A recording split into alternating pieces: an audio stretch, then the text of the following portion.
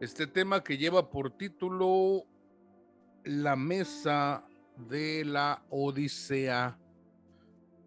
Y vamos a ver algunos versículos que nos van a dar luz al respecto. Recuerde que la administración de esta noche es la Santa Cena. Así que recibamos, mis amados, esta palabra y entremos al desarrollo de la misma. Bien, vamos a las escrituras. Apocalipsis capítulo 3, verso 20, la palabra del Señor dice lo siguiente: mira, aquí estoy llamando a la puerta.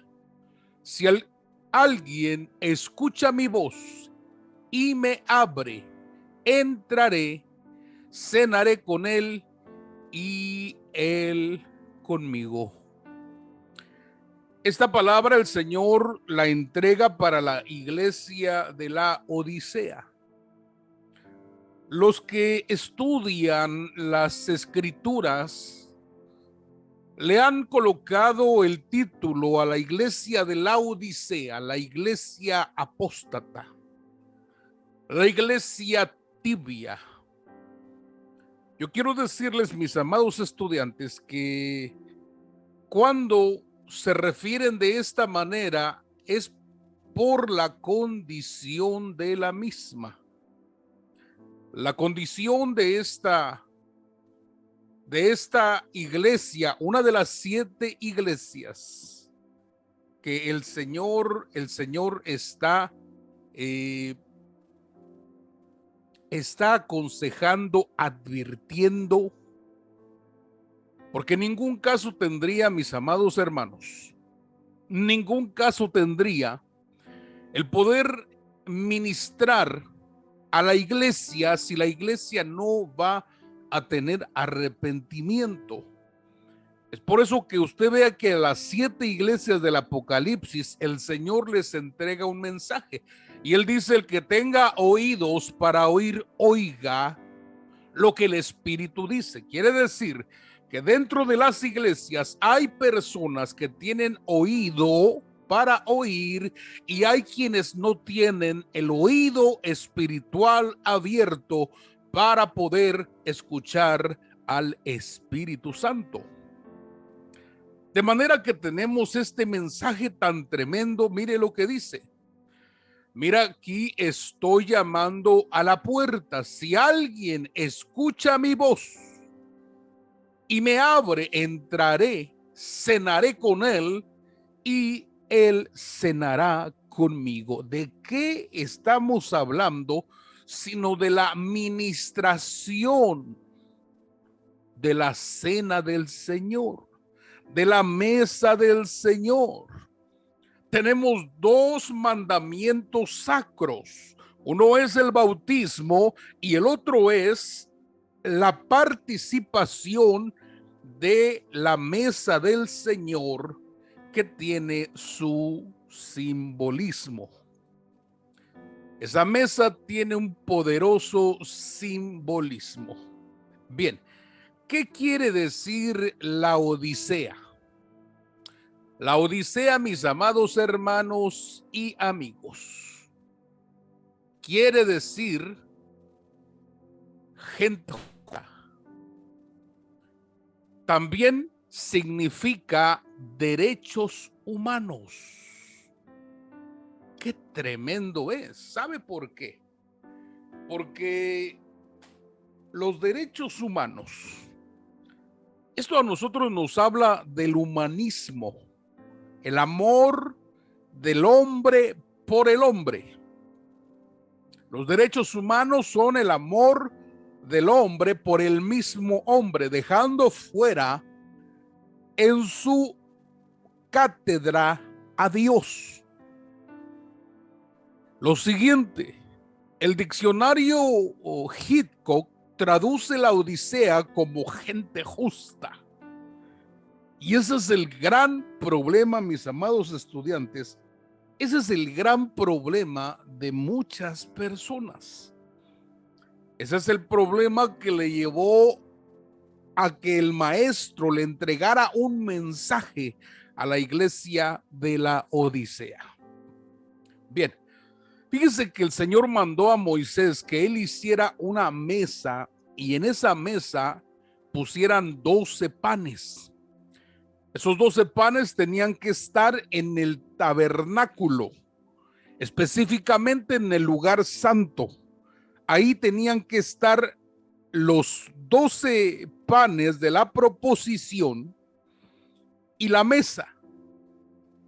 Y eso tenía el simbolismo de comunión. ¿Por qué? Porque era el rostro de los hijos de Israel presentándose delante de Dios todos los días.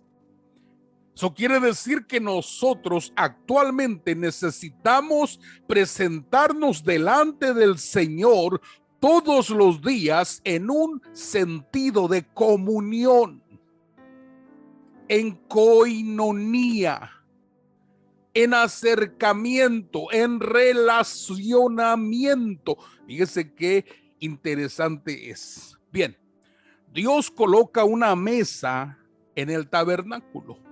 Para los judíos la mesa es demasiado importante.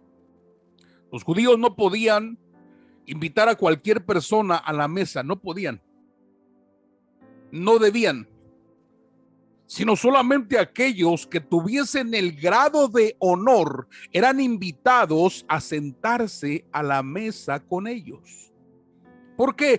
Porque la mesa hacía público a los demás que tú tenías comunión con tal persona, y si tienes comunión es que tú aceptas y acreditas todo lo que la persona hace. Es por eso que Jesús era invitado a comer a la mesa. Era invitado a comer a la mesa de Marta y María. Era sentado a comer a la mesa de Zaqueo, a la mesa de Simón el leproso. Era invitado a comer a la mesa de Pedro.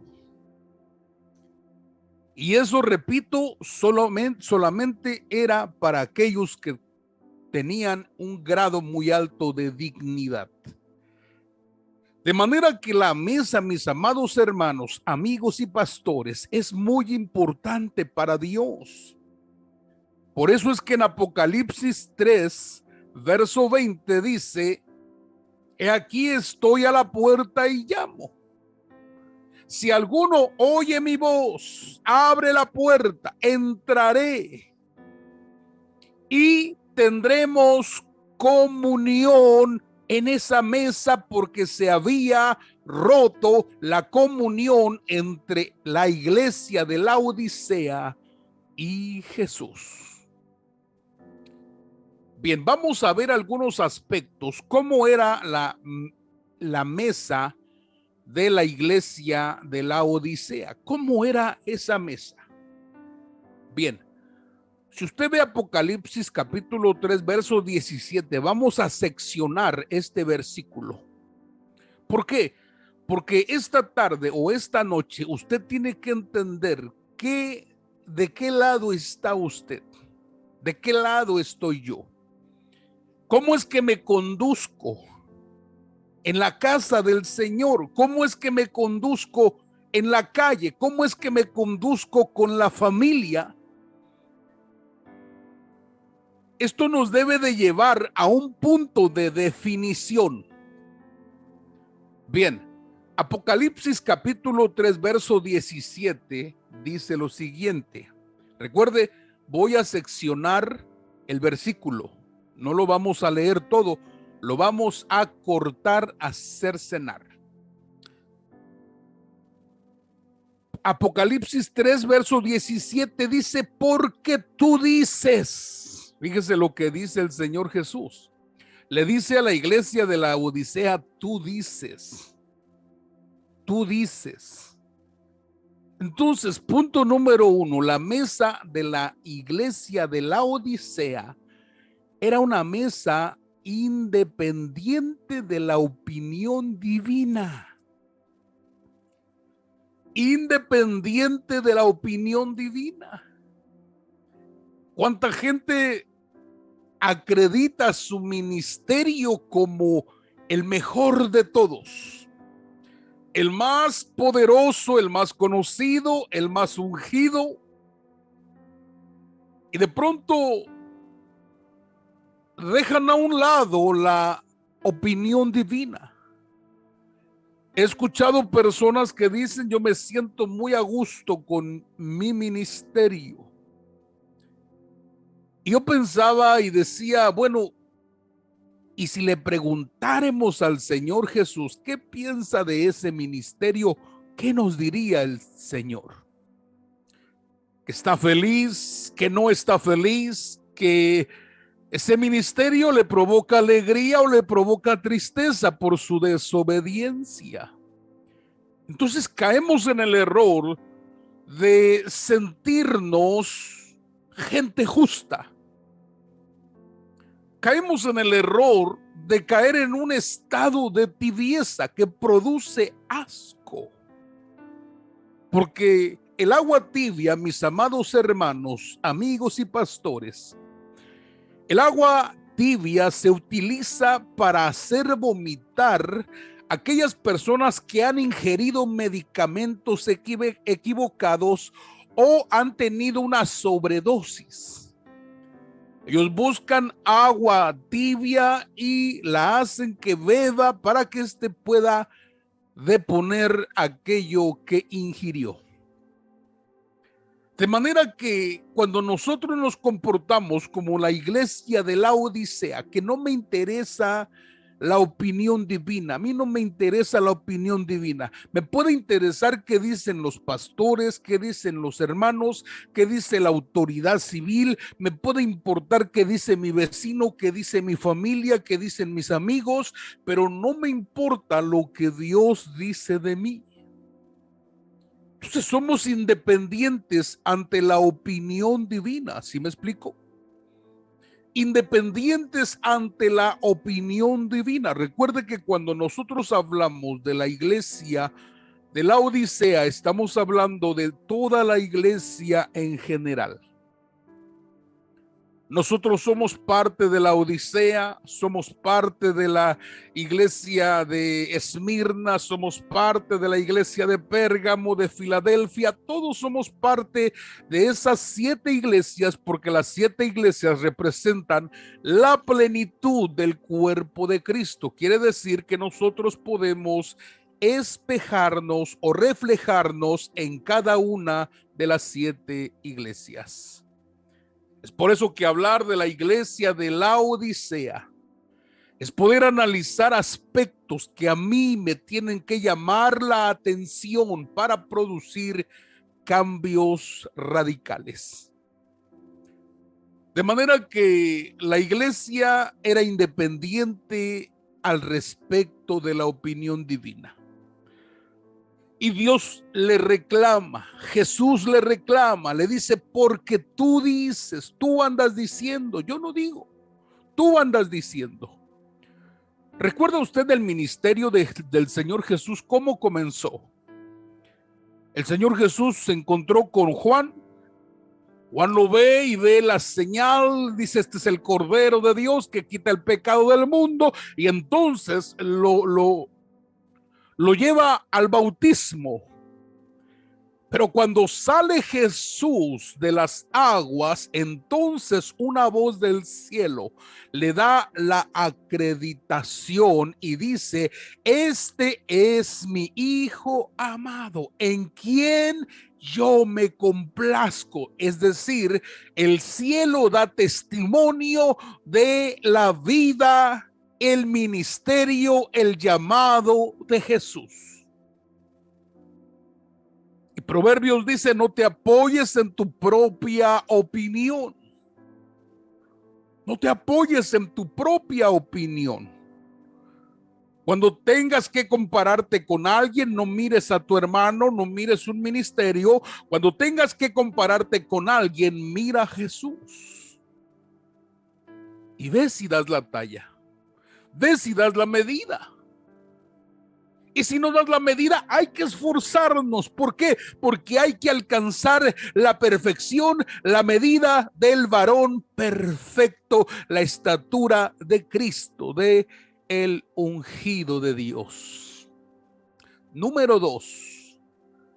¿Cómo era la iglesia o la mesa de la Odisea? Número 2, era independientemente financiera. Era independiente financieramente. Mire qué tremendo. Apocalipsis 3, verso 17, porque tú dices, yo soy rico y me he enriquecido y de ninguna cosa tengo necesidad. De manera que la iglesia de la Odisea se adjudica todo lo que posee como suyo. De manera que se hace independiente financieramente, independiente. ¿Por qué? Porque ya ha alcanzado un nivel terrenal, pero recuerde que la escritura dice que nosotros tenemos que saber de dónde viene nuestra bendición. Alzaré mis ojos a los montes, ¿de dónde vendrá mi socorro? Mi socorro viene de Jehová, que hizo los cielos y la tierra. Abraham dijo al rey de Sodoma, no he agarrado ni siquiera un cordón de un calzado, para que no se diga después que tú me enriqueciste a mí, porque él sabe de dónde viene su bendición, de dónde viene su provisión. David decía, todo es tuyo, y de lo tuyo nosotros te damos. Decía David, yo soy tuyo, mis finanzas son tuyas, y de lo tuyo mismo estoy tomando para entregarte a ti. Quiere decir que David decía, soy un dependiente totalmente financiero de ti, Señor. ¿Se da cuenta? Número 3. La iglesia y la mesa de la Odisea dejaron la justificación de la sangre de Jesús. Apocalipsis 3, verso 17, seccionamos el versículo y dice, y de ninguna cosa tengo necesidad. Quiere decir, estoy completa, no me hace falta nada, yo me siento bien espiritualmente, emocionalmente, físicamente, yo me siento bien. Pero dejó la justificación o la necesidad de acercarse a la mesa del Señor cuantas veces sea necesario. ¿Cuántas veces participes de la mesa del Señor? Hay gente que brinca la mesa. Cuando tiene la oportunidad, la brinca y la sigue brincando y la sigue brincando. Parece la iglesia de la Odisea, que ya no tiene necesidad de la mesa, porque la mesa justifica. Recuerde que la sangre de Cristo, la sangre rociada, nos purifica, pero esta sangre confirma la justificación. Dice que si hemos pecado, abogado tenemos para con el Padre, de tal manera que cuando nosotros participamos de la mesa del Señor y lo hacemos con entendimiento, entonces salimos justificados. No hay cosa que el diablo te pueda reclamar, no hay cosa que el infierno te pueda reclamar, porque tú estás justificado y justificada por la sangre preciosa de nuestro Señor Jesucristo. Número 4, ¿cómo era la mesa de la Odisea? Número 4, perdió la identidad de sí misma y se tornó una iglesia ignorante. Apocalipsis 3, verso 17 dice, y no sabes que tú eres. Mire qué tremendo es, palabras de Jesús. Y no sabes que tú eres. Se tornó sin identidad y se tornó ignorante.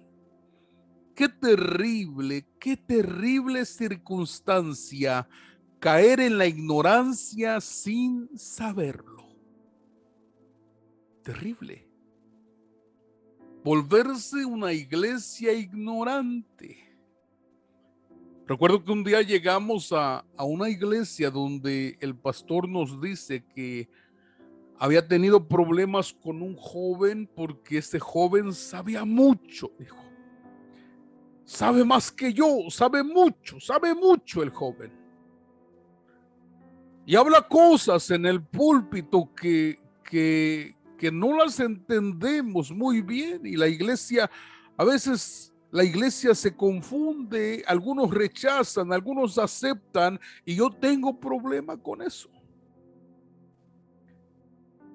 Y una de las cosas que nosotros podemos asegurar es que la sabiduría, mis amados, comienza por el temor a Dios. Cuando usted quiere ridiculizar a alguien, usted ha dejado de caminar en la sabiduría divina y está comenzando a caminar en la sabiduría terrenal o posiblemente en la sabiduría diabólica. De manera que no podemos perder la ruta, no podemos perder el blanco perfecto, no podemos perder la dirección. Nosotros hablamos con ese joven, ministramos a ese joven y él reconoció que se encontraba mal en muchos aspectos. ¿Por qué? Porque de la sabiduría se desconectó y se tornó ignorante. Número 5, sus ministros perdieron su eficacia ministerial. Apocalipsis 3, verso 17 dice: porque tú dices, yo soy rico y me he enriquecido y de ninguna cosa tengo necesidad.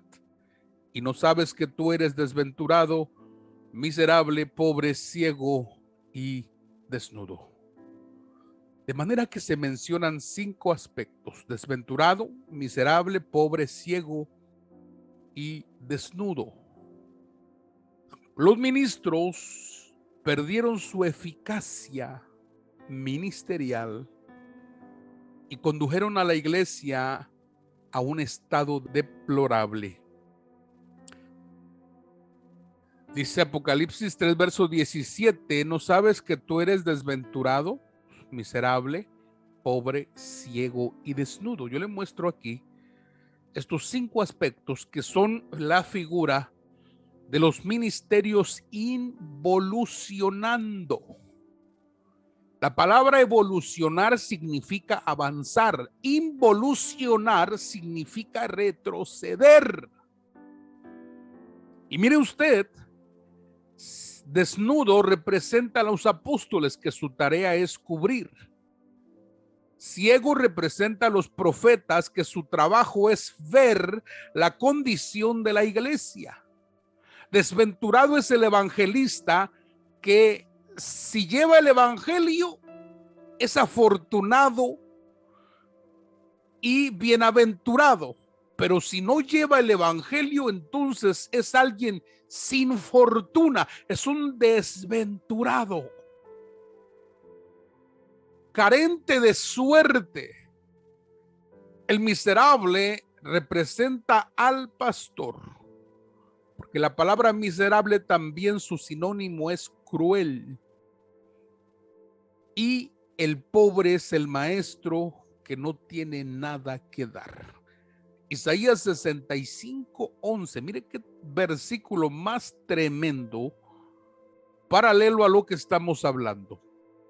Isaías 65:11 dice: pero vosotros, los que dejáis a Jehová, que olvidáis mi santo monte y que ponéis mesa para la fortuna y suministráis libaciones para el destino. Es decir, ponen su mesa y su confianza en la fortuna y en la suerte y el esoterismo. Acaban como adivinos, como el profeta Balaam. Cuando muere, muere como el adivino Balaam. Terrible. Bien, ¿cuál es la restauración de la iglesia? Recuerde que Jesús nunca va a dejar a su iglesia en una condición deplorable. Jesús dijo que el que tenga oídos para oír, esta palabra es para los que tienen oído, los de la iglesia de la Odisea. El Señor trae una restauración a la iglesia. Y le dice el Señor: por lo tanto, yo te aconsejo que de mí compres oro refinado en fuego, para que seas rico, vestiduras blancas para vestirte y que no se descubra la vergüenza de tu desnudez, y unge tus ojos con colirio para que veas. Pues nos habla de tres cosas: santidad, testimonio y visión. El oro refinado representa santidad. Los vestidos blancos representan testimonio. Y el colirio representa visión. Este es el poder de la restauración para la iglesia de la Odisea, que ha perdido la visión, que ha perdido la bienaventuranza, porque su mesa es inmunda. Es una mesa sin Jesús. Recuerde que cuando Jesús entró al templo, lo primero que hizo fue volcar las mesas. Volcó las mesas de los cambistas. ¿Por qué? Porque eran mesas de pecado. Bien. La eficacia de los ministerios que pasan por esta restauración, miren qué tremendo, que pasan por la santidad, por volver al testimonio y por caminar con visión, su eficacia tendrá recompensa y será vista. La eficacia de los ministerios. Apocalipsis 3, verso 19 dice: yo reprendo y castigo a todos los que amo. Sé pues celoso y arrepiéntete. Miren qué tremendo es. Vuelve a hablar 5 aspectos. La palabra reprendo, castigo, amo, celoso y arrepiéntete son los 5 ministerios y su eficacia. ¿De qué sirve un ministerio si no es eficaz en su llamado? ¿De qué sirve un apóstol si no es eficaz en su llamado? ¿De qué sirve un profeta si es ciego? De lo contrario, la eficacia de los ministerios, aquí la vemos. La reprensión viene del maestro. Sus palabras son como clavos, bien clavados, dice la escritura en Eclesiastés. El castigo viene por parte del apóstol. Recuerde que el apóstol, algunos los entregó en manos de Satanás para que su espíritu fuese salvo en el día del Señor. Algunos quedaron ciegos por la necedad de su corazón. Son juicios y castigos apostólicos. El amar o el amor representa al pastor. Es donde las ovejas se refugian, se regocijan y buscan al buen pastor. El celo representa al profeta. El profeta no soporta ver el pecado en la congregación.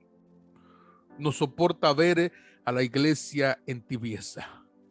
Y el arrepentimiento nos habla de la eficacia del evangelista, que cuando él abre su boca, la gente se arrepiente.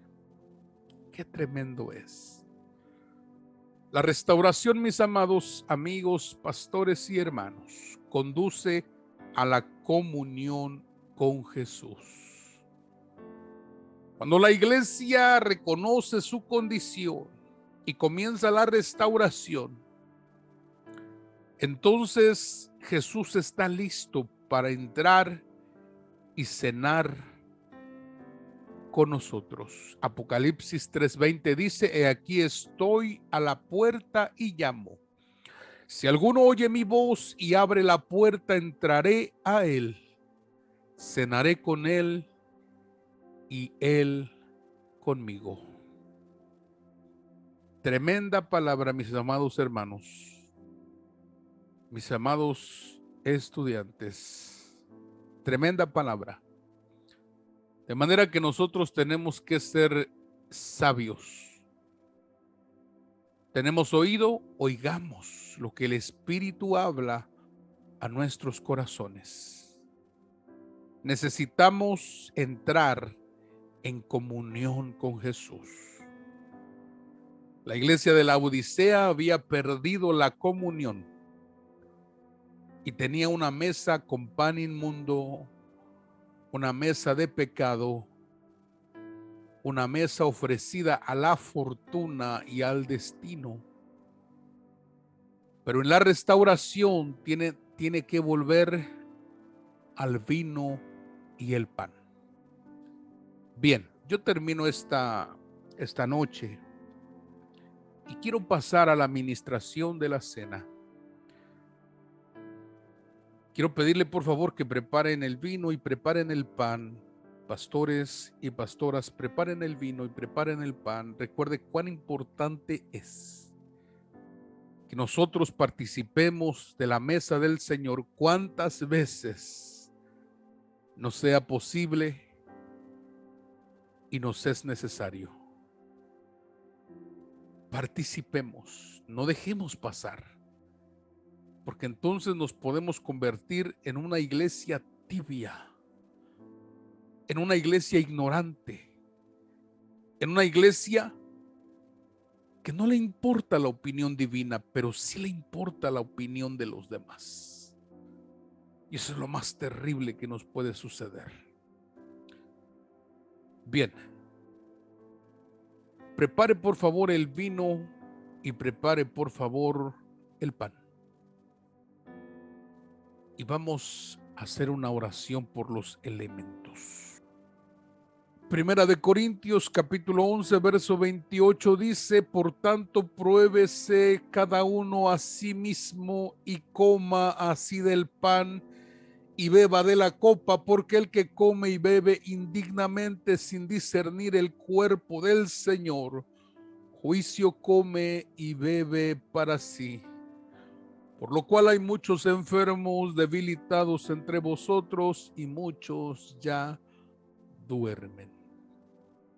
Corintios capítulo 11 verso 24 dice: y habiendo dado gracias, lo partió y dijo: tomad, comed, esto es mi cuerpo que por vosotros es partido, haced esto en memoria de mí. Primera de Corintios 11:25 dice: así mismo tomó también la copa después de haber cenado, diciendo: esta copa es el nuevo pacto en mi sangre, haced esto todas las veces que la bebiereis en memoria de mí. Puede usted tomar la copa. Recuerde que cada que participamos la muerte del Señor anunciamos hasta que Él regrese. Podemos decir: Maranata, Cristo viene pronto. Esta semana sea una semana de bendición y de victoria. Amén. Hermoso, hermoso es el Señor. Declaramos que el amor de Dios el Padre, la gracia del Señor Jesucristo y la comunión con su Santo Espíritu Amén. sea con cada uno de vosotros. Amén.